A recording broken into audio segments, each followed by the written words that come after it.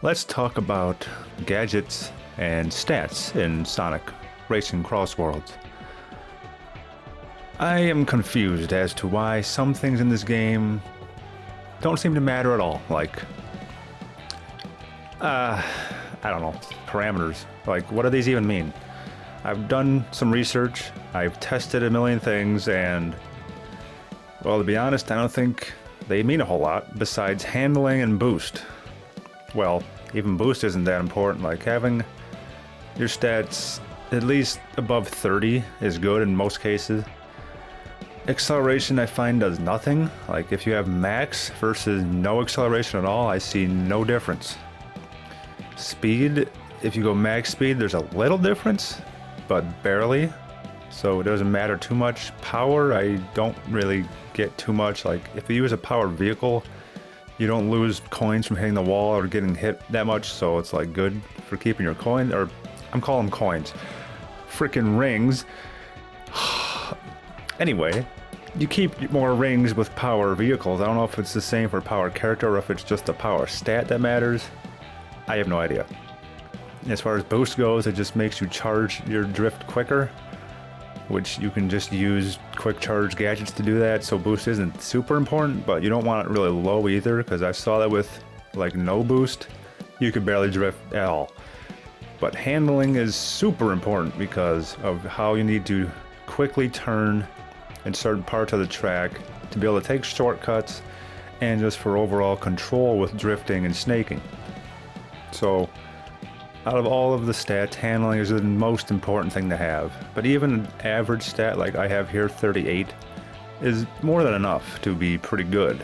It could definitely be better, but it isn't bad. So, let's get into gadgets. Quick recovery is what I'm using on pretty much every build because it's just great. You don't lose that much speed getting hit by items, so if you're in first place, you might get back as far as third or fourth place, and then you quickly recover your speed. Whereas if you don't have this, you can get as far back as like 10th or just last place from getting hit once. So I find it extremely helpful for single player content and multiplayer content. Besides quick recovery, another one that's fantastic is the drift charge kit to charge your drifting and boosting quicker. With any kind of build, this kind of setup for me works great. Having quick recovery and then the charge, just so that drifting is the main focus in this game. Realistically, if you're not drifting and boosting and gaining that extra speed, you're gonna fall behind. Now, of course, air tricking does about the same thing as drifting and boosting, but you're not always getting the air trick. But I do like being able to get the extra coins, rings, the extra rings for air tricking. So combining them like this is a great idea. But this build I've been using has been feeling great because I have just a decent amount of air trick speed, the rings, quick charge 2, which is really all you need.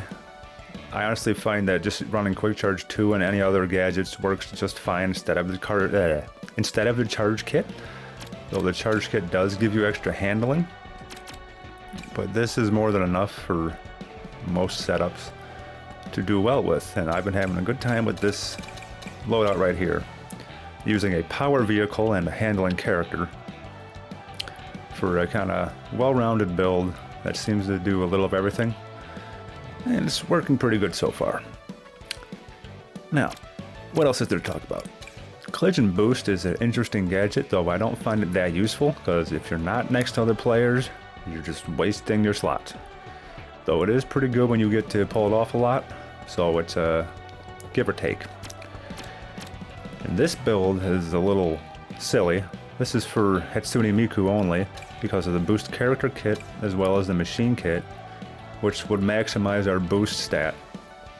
Pretty easy, but we're not going to be charging drift super fast. It'll be pretty good though, and overall this gives you a lot of rings with this build, so it's kind of fun to screw around with, but not the best thing to use.